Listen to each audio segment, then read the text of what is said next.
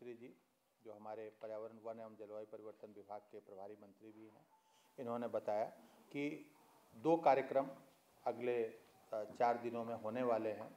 पहला तो 15 तारीख को राजगीर में हम नई 2 सुविधाओं का शुभारंभ कर रहे हैं, जो माननीय मुख्यमंत्री जी और माननीय उप मुख्यमंत्री जी दोनों रहेंगे।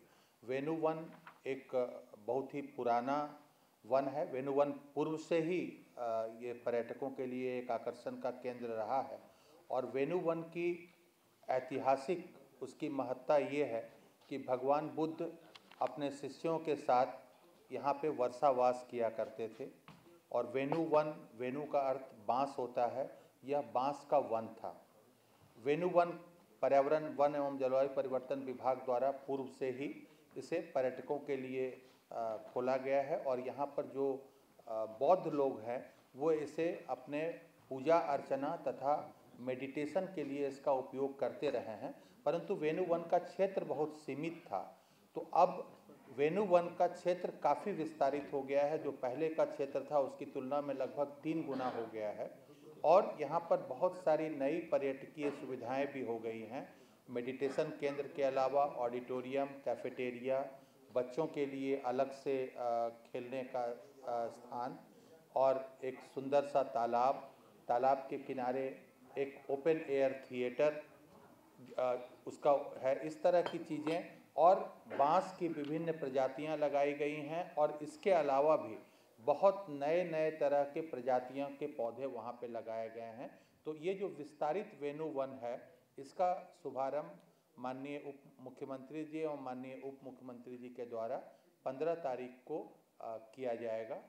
और इसके बाद घोड़ा कटोरा भी राजगीर में एक प्रमुख आकर्षण का केंद्र है, जहाँ पर झील है एक, जो राजगीर रोपवे जहाँ से शुरू होता है वहाँ से लगभग 6 किलोमीटर उसकी दूरी है, जिसमें हम कोई भी पेट्रोल या डीजल चालित वाहन अलाउड नहीं है।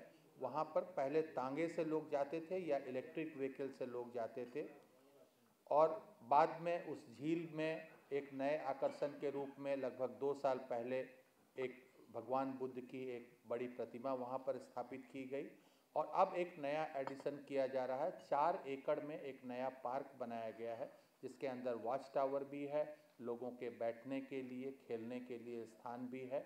तो इस पार्क का शुभारंभ भी उसी दिन किया जाएगा 15 तारीख को।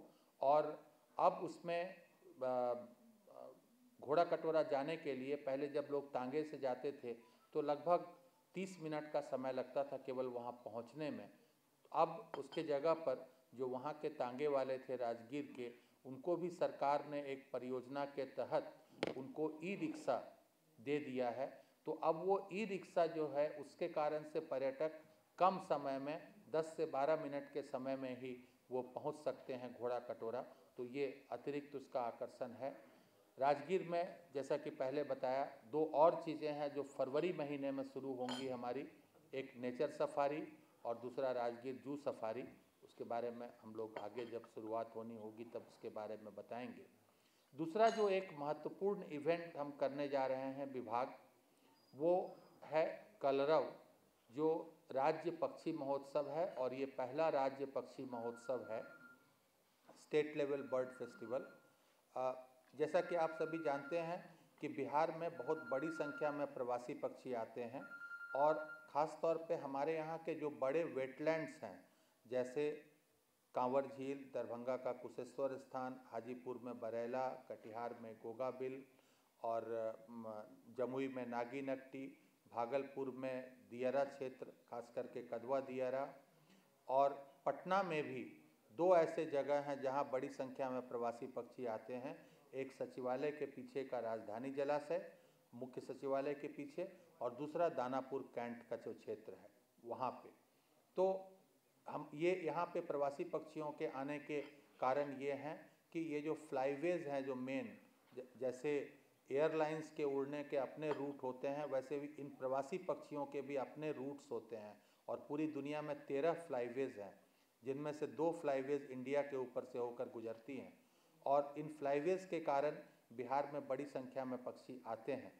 तो प्रवासी पक्षियों के बारे में लोगों को जानकारी देने के लिए, लोगों को उसके बारे में अवेयरनेस जनरेट करने के लिए, प्रवासी पक्षियों की जो गतिविधियां हैं, कहाँ से आते हैं, कितने दिन यहाँ रहते हैं, क्यों आते हैं वो यहाँ पे, और किस तरह से आते हैं, बहुत सारी ऐसी अनोखी चीज़ें हैं जो लोग नहीं जानते हैं कि कुछ ऐसे प्रवासी पक्षी हैं जो लगातार 12-12, 13-13 दिनों की यात्रा करते हैं बिना रुके हुए, बिना कहीं पर स्टॉप लिए हुए। तो और यहाँ पर जैसा कि आपको जो दिया गया है, करीब 36 तरह की प्रवासी जाति पक्षियों की प्रजातियाँ हैं जो नागी नकटी जलाशय में पाई जाती है, और इसीलिए नागी नकटी को हम लोगों ने चुना है। यहाँ पर अगर कुल पक्षियों की संख्या हम देखें तो 20,000 से भी ज़्यादा है यहाँ पर। तो इनकी नागी नकटी में हम लोग प्रथम राज्य पक्षी महोत्सव कर रहे हैं जो 15, 16 और 17 को होगा। इसमें 2-3 तरह की गतिविधियाँ होंगी। पहला तो जो पक्षी से रिलेटेड है, विशेषज्ञ हैं वो उसके बारे में बताएंगे, लोगों को पक्षियों को देखने का, उनको पहचानने के बारे में बताया जाएगा, और इसके अलावा कुछ लोगों के मनोरंजन के लिए स्थानीय गेम्स वो भी ऑर्गेनाइज होंगे। स्थानीय संस्कृति के अनुसार कुछ गायन का कार्यक्रम भी आयोजित होगा, और इसके अलावा हम लोगों के 16 तारीख को माननीय मुख्यमंत्री जी के द्वारा इसका औपचारिक उद्घाटन किया जाएगा। माननीय मुख्यमंत्री जी और माननीय उप मुख्यमंत्री जी उसमें रहेंगे। नागी की एक और विशेषता है कि यहाँ पर एक विशेष तरह का रॉक फॉर्मेशन पाया जाता है जो कि बिहार में कहीं और नहीं है, बल्कि इंडिया में भी, जैसा 2 जगह पे, हाँ, इंडिया में, एक बिहार में और दूसरा साउथ में है, दक्षिण में, हम्पी के पास एक विशेष तौर पर विशेष एक रॉक फॉर्मेशन है जिसको टॉर्स बोलते हैं, और ये रॉक फॉर्मेशन इंडिया में केवल 2 ही जगह पे पाया जाता है, एक जमुई के इलाके में और दूसरा कर्नाटक में हम्पी में। तो ये टॉर फॉर्मेशन भी वहाँ पर जो पर्यटक जाते हैं वो पर्यटक इसको देख सकते हैं। माननीय मुख्यमंत्री जी और माननीय उप मुख्यमंत्री जी के द्वारा भी इसका अवलोकन किया जाएगा। हम लोग इस स्टेट बर्ड फेस्टिवल की परंपरा को चालू रखेंगे। नवंबर से फरवरी यही मुख्य महीना होता है जब प्रवासी पक्षी आते हैं, इसलिए हर साल इसी पीरियड में ये आयोजित किया जाएगा, और हम लोग इसको कोशिश करेंगे कि हर बार अलग अलग जगह पर आयोजित करें, ताकि जो हमारे बाकी सभी बिहार के सभी क्षेत्र के लोगों को इसके आनंद लेने का इसका अवसर मिल सके। और ये राज्य पक्षी महोत्सव के अलावा छोटे पैमाने पर हम बाकी वेटलैंड्स में भी पक्षी महोत्सव आयोजित करेंगे, और इस साल भी इससे पूर्व भागलपुर में छोटे पैमाने पर पक्षी महोत्सव आयोजित किया गया था। तो ये हमारा मुख्य तौर पर जो कार्यक्रम है, अगला कार्यक्रम इसके बारे में है। जानकारियाँ आपको दी गई हैं, जो आपको दिया गया है फोल्डर। नागी में कितनी तरह की मुख्य प्रजातियां पाई जाती हैं बर्ड्स, और कितनी मुख्य प्रवासी प्रजातियां हैं उनके भी नाम दिए गए हैं। इसके अलावा बिहार में पक्षी के संरक्षण की दिशा में हम लोग जो काम कर रहे हैं, खास तौर पे सबसे एक महत्वपूर्ण काम ये हुआ है कि बॉम्बे नेचुरल हिस्ट्री सोसाइटी, जो कि एक बहुत पुरानी संस्था है और बर्ड्स के लिए काम करती है, इस संस्था के साथ MOU के तहत हम लोगों ने उनकी सहायता से बनने वाला देश का चौथा बर्ड रिंगिंग स्टेशन इस्टेब्लिश किया है भागलपुर में। और इस बर्ड रिंगिंग स्टेशन की एक्चुअली बर्ड की रिंगिंग कैसे की जाती है इसका भी डेमोन्स्ट्रेशन वहाँ पर किया जाएगा। माननीय मुख्यमंत्री जी के समक्ष भी इसको करके दिखाया जाएगा।